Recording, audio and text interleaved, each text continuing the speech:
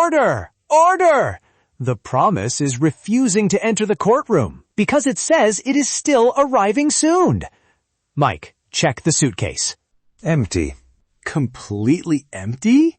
There is one speech inside, 3 colorful plans, and a receipt from a tea stall. Welcome to our completely fictional headline courtroom.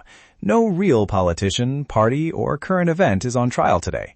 We are putting confusing headline behavior on the witness stand, because a dramatic headline can win your attention in 6 words, but it has to earn your trust with evidence.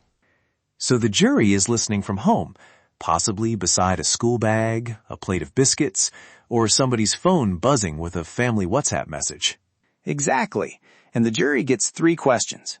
Who said it? What proves it? What remains unknown? Keep those questions handy. They are smaller than a textbook and more useful than arguing with a headline before breakfast. Especially before breakfast. That is when I believe every rumor, including the one about free samosas appearing in the kitchen. Our first fictional headline says, City plan promises longer bus hours next month. The promise takes the stand. Promise, where is the finished service? It says, please do not rush me. I have only announced my intentions. Wait, so the bus schedule has not changed? Not according to the suitcase. It contains no timetable, no official notice, and definitely no bus driver wearing a tiny victory hat. There it is. A promise tells us what someone says they want to do. It does not prove the work is finished. Saying, I will clean my room is not the same as finding the socks, stacking the books, and locating the floor under the school uniform. I am not sure I buy that the promise is guilty. Maybe it is sincere. Fair. A sincere promise is not automatically a false promise. But sincerity is not a timetable either. Exactly. Check who made the promise, when it was made, what official information shows progress, and whether the promised action is still only a proposal. Verdict, not guilty of making a promise, but guilty of needing proof. My school bag receives the same verdict every Monday. Now look at 3 versions of one fictional story. Version 1 says, library plan discussed.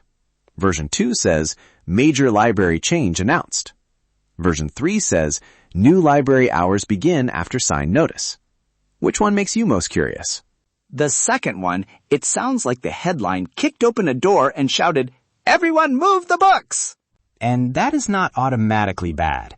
A short headline has a difficult job. It cannot carry the whole story, the furniture, and the librarian. But it should not use the word major to make us imagine details that are not there. So, a dramatic headline can be accurate, but it may still be incomplete. Right. Read beyond the title. Find out whether the story describes a discussion, a proposal, a signed decision, or an action already happening. The headline is the front door, not the whole house. And sometimes the front door is painted bright red because the house wants visitors. That is better than judging the entire birthday party from the invitation. You know the time and theme, but you still do not know whether there is cake. Our final fictional file comes from the evidence table. A fact arrives with a document. An opinion rolls in wearing sunglasses. A rumor hides under a blanket. An unanswered question raises its hand and waits politely. Please tell me the rumor is not holding the official document. It tried. We asked it for a source, and it whispered, my cousin's neighbor saw a screenshot. That is not a source. That is a relay race with the baton missing. A fact is supported by trustworthy evidence, such as an official document or a clearly reported event. An opinion tells us what someone thinks. A rumor is an unconfirmed claim. And a question is simply something we do not know yet. Not knowing is allowed. Pretending to know is where trouble begins. So, I think the new bus route is brilliant, is an opinion. The transport office posted a route map, can be checked. And everyone knows the route will fix every traffic problem, needs a question mark the size of Lahore. And before sharing a surprising political message, pause. Ask who said it, what proves it, and what remains unknown. Then check whether another reliable source gives more context.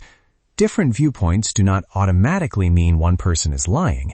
Sometimes they're looking at different pieces of the same picture. Like watching a cricket score from one end of the room and thinking you know the whole match. Exactly. The 3 courtroom verdicts are simple. The promise needs evidence. The dramatic headline needs the rest of the story. The evidence parade must label facts, opinions, rumors, and unknowns before anyone starts shouting. And no personal attacks. We can question a claim without insulting the person who made it. That is the useful habit. Attention first, belief later.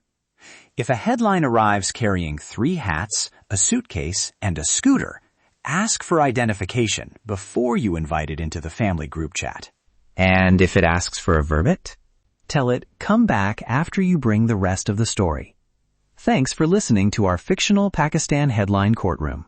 Share this episode with someone who enjoys a joke and a careful question, and return for another daily dose of Pakistan funny news.